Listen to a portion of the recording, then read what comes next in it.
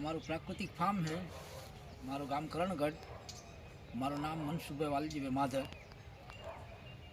જીવામૃત અને ઘનજીવામૃત અને બીજામૃતથી શું પરિણામ આવે છે એ તમે ખાલી મારો આ એક દૂધીનો વેલો એક છે, એક છોડ છે એક, એના ઉપરથી તમને ખ્યાલ આવશે કે ઘનજીવામૃતનો અને જીવામૃતનું શું રિઝલ્ટ આવે છે.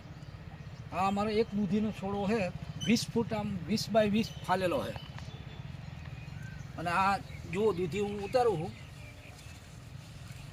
આ દૂધી ત્રીજા દાડે 7-8 નંગ ઉતરે એમ.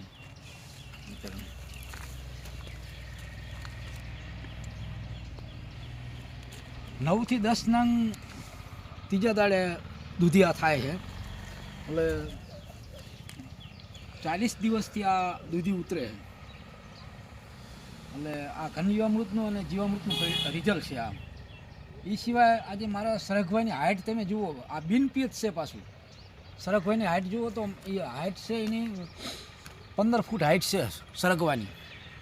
અને માલપા તુવેર છે, તુવેરની પણ 7 ફૂટ હાઇટ છે.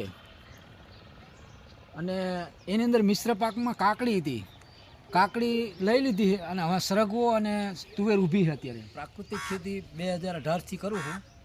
અને ત્યાં સુધી અત્યાર સુધીમાં મેં કોઈ રાસાયણિક ખાતર કે રાસાયણિક દવાનો કોઈ ઉપયોગ કર્યો નથી. આની અંદર આ મારા ફાર્મની અંદર જીવામૃત ઘનજીવામૃતમાં આ રિઝલ્ટ છે. કોઈ પણને આવવું હોય નિદર્શન માટે તો આવી શકે છે. અસ્તુ. જય ગૌ માતા.